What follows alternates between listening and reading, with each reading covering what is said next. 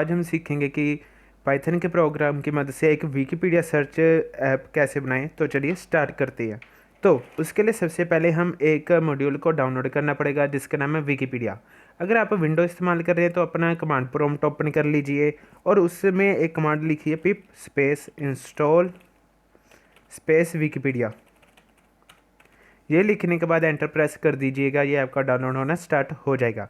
और अगर आप लाइनक्स इस्तेमाल कर रहे हैं तो आप लिखिए sudo pip3 space install space Wikipedia और एंटर प्रेस करिए और फिर पासवर्ड एंटर करिए और ये आपका डाउनलोड होना स्टार्ट हो जाएगा।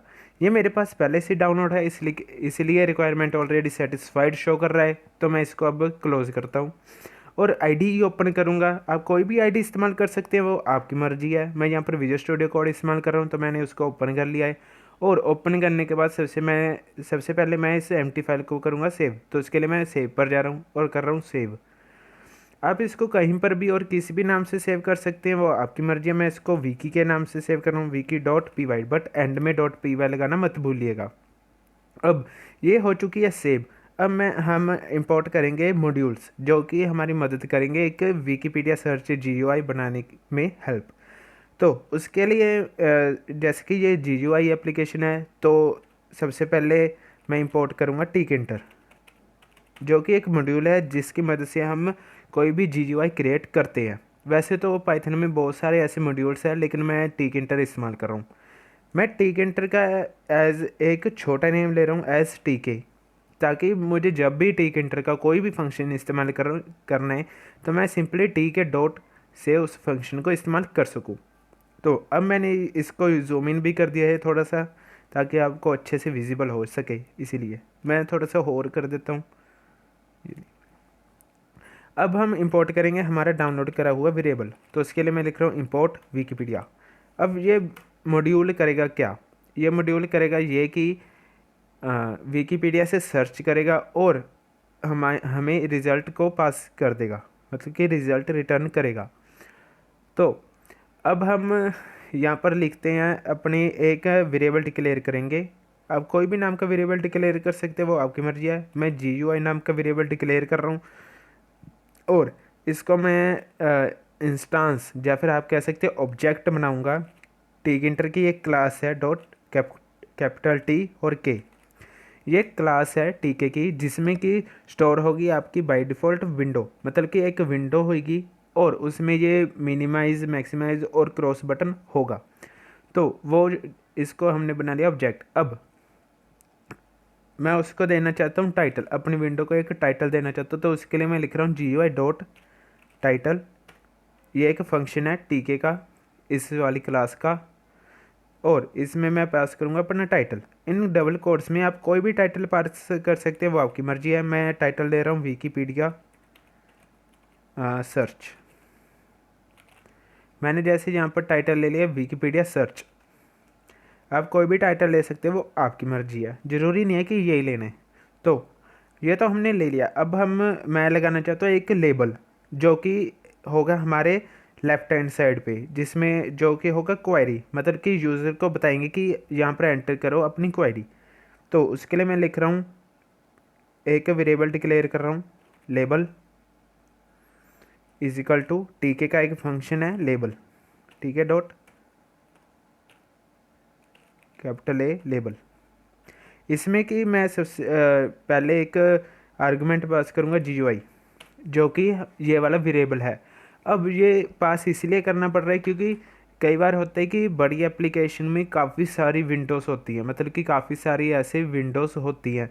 तो इसको बताना पड़ेगा कि कौन सी विंडो में तूने जाकर डिस्प्ले होने। तो मैं जैसे कि GUI ये वाली विंडो में इसको लेवल को शो करना चाहता हूँ, इसीलिए मैं सबसे पहले इस GUI इस वेरिएबल में, मतलब कि इस विंडो को पास करूँगा। और सेकंड आर्गुमेंट मैं पास करूँगा टेक्स्ट कि क्या शो होना चाहिए। तो शो होना चाहिए क्वेरी। ज़रूरी नहीं कि आप डबल कोट्स में क्वेरी ही लिखे, आप कुछ भी लिख सकते हैं, वो आपकी मर्जी है। अब मैं एक लेबल डॉट ग्रिड, एक फंक्शन है ग्रिड। ग्रिड करता ये है कि आपके विजेट्स को, मतलब कि जो भी आपको पता ही होगा कि GUI में जो भी चीज़ डिस्प्ले होती है वो को हम कहते हैं विजेट्स। ये ग्रिड करेगा क्या, ये ग्रिड करता है ये है कि टेबल की फॉर्म में उस विजेट्स को हमें शो करता है, मतलब कि उसकी रो और कॉलम कहाँ होनी चाहिए। ऐसे में ये एक ग्रिड है जो कि एक फंक्शन है इसका, टिक इंटर का। अब हम इसमें पास करते हैं एक रो मतलब कि कौन सी रो में ये लेबल होना चाहिए। मैं यहाँ पर इजिकल टू 0 ले रहा हूँ क्योंकि 0th रो में और कॉलम कौन सा होना चाहिए, तो मैं यहाँ पर कॉलम पास कर रहा हूँ वो भी 0, मतलब कि सबसे पहले ये लेबल हमें डिस्प्ले होना चाहिए। और लेबल के साथ मैं डिस्प्ले कराना चाहता हूँ एक एंट्री बार, मतलब कि एक बार जिसमें कि यूज़र अपनी क्वेरी डालेगा, मतलब कि एंटर करेगा जो भी उसको विकिपीडिया से सर्च करने। तो उसके लिए मैं ले रहा हूँ एक एंट्री, ये एक वेरिएबल है एंट्री, आप किसी भी नाम का ले सकते हो, वो आपकी मर्जी है। और फिर एक टीके का, मतलब कि टीके एंटर का एक फंक्शन है एंट्री, कैपिटल ENTRY। इसमें भी सबसे पहले पास होता है हमारा GUI, मतलब कि ये वाले वेरिएबल का नेम, ताकि इसको पता चले कि एंट्री वाला कौन सी विंडो में जाकर डिस्प्ले होना है। तो मैं GUI विंडो में डिस्प्ले इसको करा रहा हूँ। और सेकंड होगा उसकी विड्थ। मैं या जरूरी नहीं कि विड्थ को आपको पास करना ही करना है, मैं यहाँ पे विड्थ को इसलिए पास कर रहा हूँ क्योंकि मैं उसका साइज़ बढ़ाना चाहता हूँ। तो मैं उसका विड्थ रखना चाहता हूँ 40 पिक्सल्स, ठीक है। मैंने इसका साइज़ बढ़ा दिया है। तो अगर ज़रूरी नहीं कि आपने ये विड्थ रखनी है, ये ऑप्शनल है, लेकिन ये वेरिएबल, ये वाले वेरिएबल का नाम पास ज़रूर करिएगा ताकि आपका ये डिस्प्ले हो सके, नहीं तो ये एरर शो कर देगा। और अब हम हैं एंट्री का बार कहाँ पर रखना है, मतलब कि कौन सी रो और कौन से कॉलम में। तो मैं उसके लिए लिख रहा हूँ एंट्री वेरिएबल का नेम डॉट ग्रिड, वही फंक्शन ग्रिड, जिसमें कि मैं रो पास कर रहा हूँ। रो होनी चाहिए रो 0, मतलब कि सेम रो में, बट कॉलम मैं अलग कर रहा हूँ, कॉलम मैं कर रहा हूँ 1, मतलब कि सबसे पहले इस साइड ये फॉर एग्जांपल यहाँ पर आएगा क्वेरी, फिर ये यहाँ पर आएगा आपका एंट्री बार, ऐसे। तो अब हम, मुझे चाहिए एक बटन भी चाहिए, मुझे उसी लाइन में यहाँ पर एक बटन भी चाहिए मुझे। तो उसके लिए मैं लिखूँगा एक वेरिएबल डिक्लेयर कर रहा हूँ मैं बटन, जिसको मतलब कि उस बटन को प्रेस करने से होना चाहिए ये कि विकिपीडिया सर्च होना चाहिए, मतलब कि यूज़र ने एंटर किया, बटन दबाया और फिर बाद में सर्चिंग स्टार्ट होनी चाहिए। तो मैं उसके लिए ले रहा हूँ एक टीके का एक फंक्शन। पहले मैंने ये वेरिएबल डिक्लेयर किया है बटन, ये ज़रूरी नहीं है कि आपको ये नाम लेने, ये मैं इसलिए बटन नाम ले रहा हूँ क्योंकि ये मिलता जुलता है उस फंक्शन के साथ। आप ऐसे मिलते जुलते नेम भी ले सकते हो या फिर कुछ और भी नाम ले सकते हो, वो आपकी मर्जी है। तो एक फंक्शन है टिक एंटर का बटन, जिसमें भी सबसे पहले GUI पास होता है, मैंने आपको बता दिया ये क्यू पास होता है। और सेकंड पास करूँगा मैं टेक्स्ट, मतलब कि बटन के ऊपर लिखा हुआ क्या शो होना चाहिए। तो मैं बटन के ऊपर शो कराना चाहता हूँ सर्च, तो मैं उसके लिए सर्च लिख रहा हूँ। और बटन को प्रेस करने से क्या होना चाहिए, तो बटन को प्रेस करने से मैं एक क्या होना चाहिए, तो उसके लिए मैं लिख रहा हूँ command is equal to, command एक में एक आर्गुमेंट पास होगा जिसका नाम होगा उस फंक्शन का नेम, जो कि फंक्शन चलना चाहिए। तो अब हम बाद में एक फंक्शन बनाएंगे यहाँ पर इसके बाद, जिसका नाम मैं रखूँगा सर्च। जरूरी नहीं क्या है कि आप भी उस फंक्शन का नेम सर्च ही रखो, वो आपकी मर्जी है, जो मर्जी रखना, लेकिन हम यहाँ पर एक बनाएंगे इसके बाद। तो अब बटन को कहाँ पर प्लेस करना है उस विंडो में, तो हम उसके लिए लिख रहे हैं बटन डॉट ग्रिड, वही फंक्शन। रो कौन सी होनी चाहिए, रो होनी चाहिए 0, और उसका कॉलम कौन सा होना चाहिए, कॉलम होना चाहिए सेकंड, मतलब कि यहाँ पर आएगा आपका क्वेरी, यहाँ पर आएगा आपका एंट्री, यहाँ पर ऐसे आएगा बटन। तो ये तो हो गया हमारे एक कंप्लीट, मतलब कि लेबल भी लगा दिया, एंट्री बार भी लगा दिया और एक बटन भी लगा दिया है हमने। अब मैं इसको सबसे पहले एक फंक्शन बना लेता हूँ सर्च। अब मैं ये वाला फंक्शन जो कि हमें बटन प्रेस करने के बाद चलना चाहिए, वो वाला फंक्शन मैं सबसे पहले बना लेता हूँ।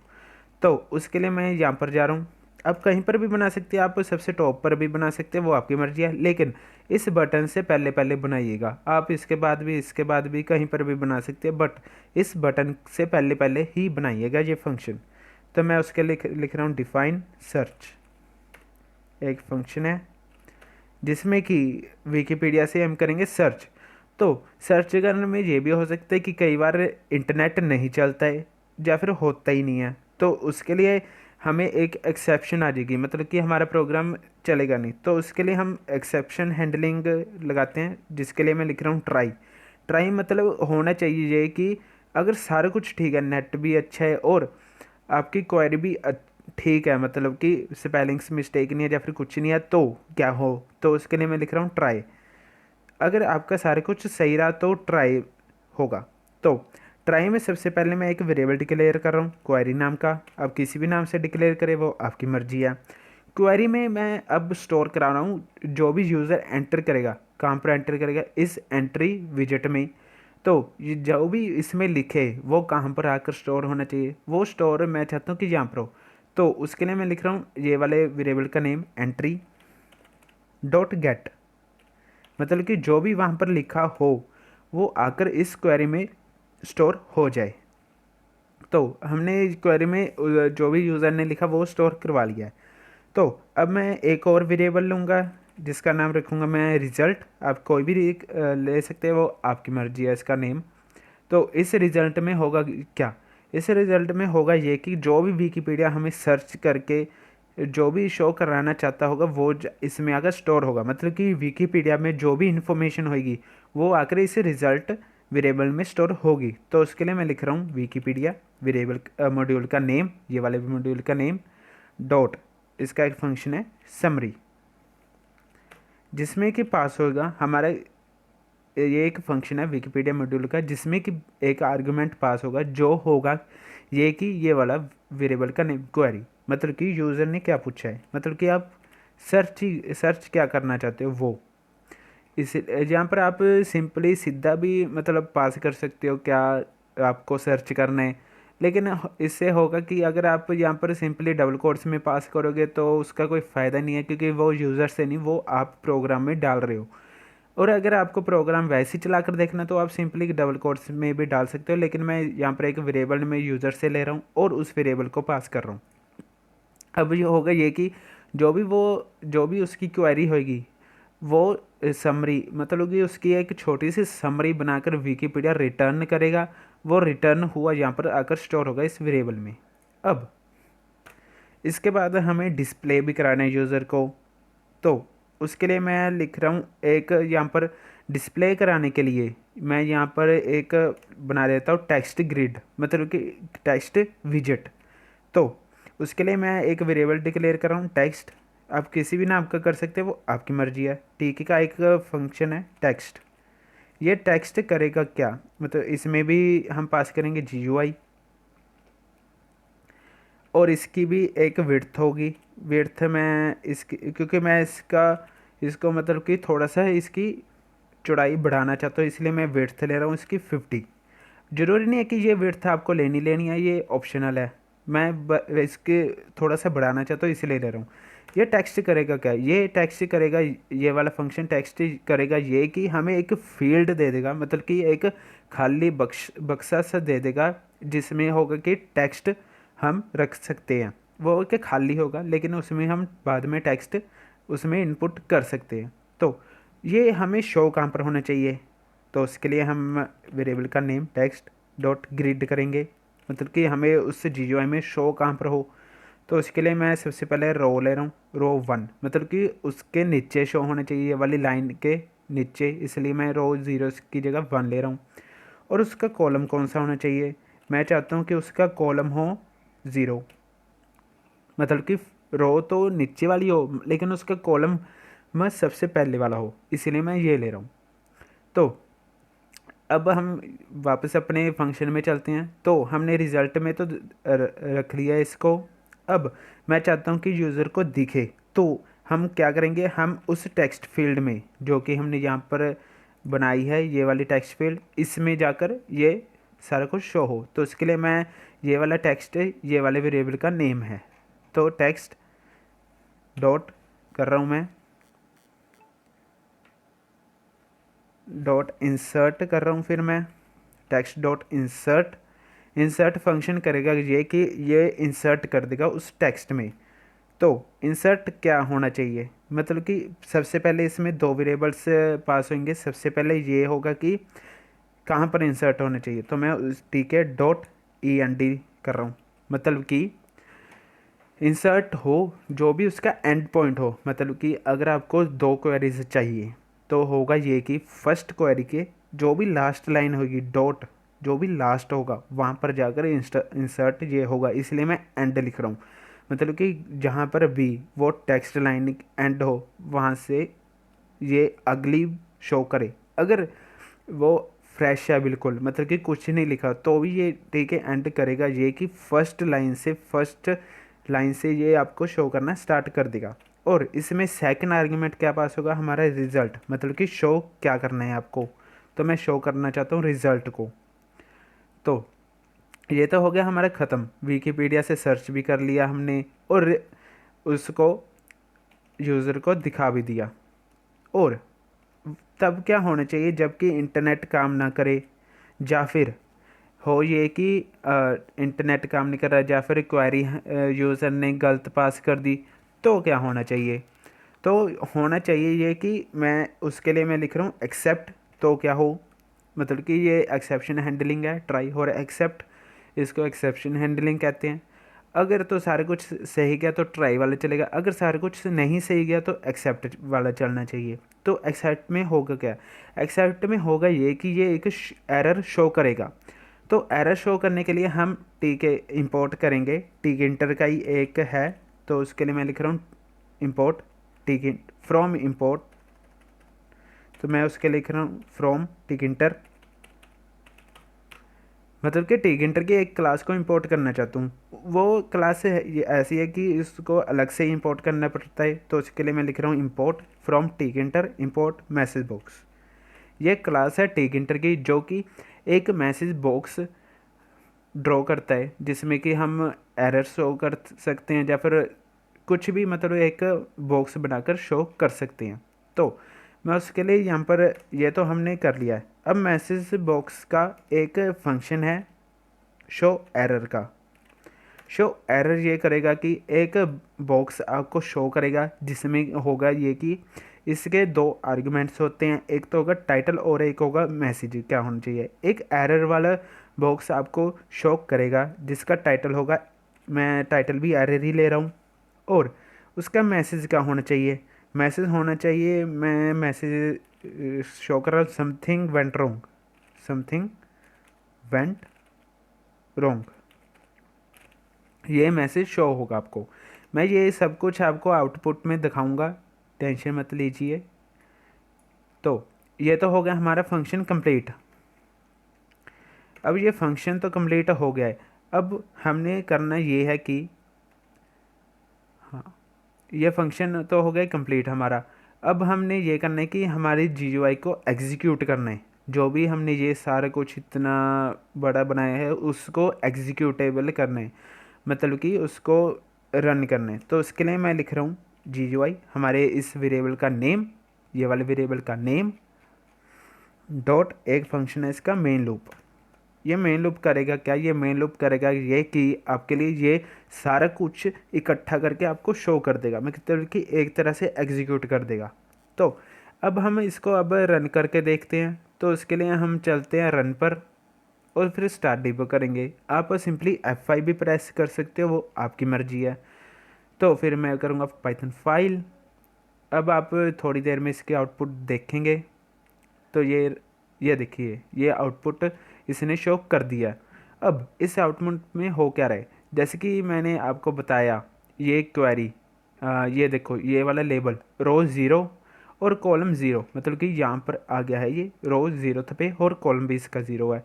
और ये सर एंट्री इसकी मैंने विड्थ 40 रखी है और मैंने इसको रो ज़ीरो पे, मतलब कि रो ज़ीरो है कॉलम वन है इसका ऐसे, और बटन आ गया है रो ज़ीरो पे और कॉलम टू पे यहाँ पर। बट अब इसमें गड़बड़ क्या है, इसमें गड़बड़ ये है कि टेक्स्ट, ये जो टेक्स्ट फील्ड है ये सिर्फ रो फर्स्ट के कॉलम 0 पर आ रही है, लेकिन हमें ऐसा नहीं चाहिए, हमें चाहिए ये टेक्स्ट फील्ड इस पूरे के नीचे। तो उसके लिए हम क्या करें, उसके लिए हम करेंगे कॉलम स्पैन। तो इसके लिए मैं यहाँ पर लिख रहा हूँ कॉलम स्पैन।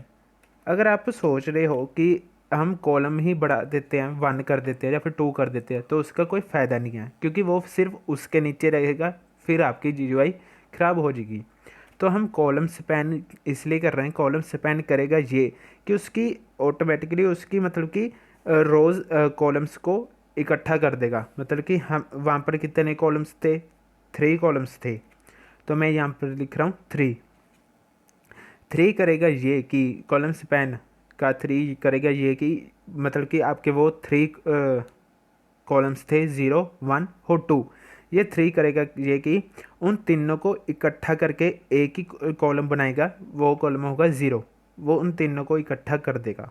तो अब मैं इसको रन करके दिखाता हूँ आपको। तो इसके लिए मैं जा रहा हूँ रन पर और स्टार्ट डीबग करूँगा। अब सिंपली F5 प्रेस करके भी डीबग कर सकते हैं इसको।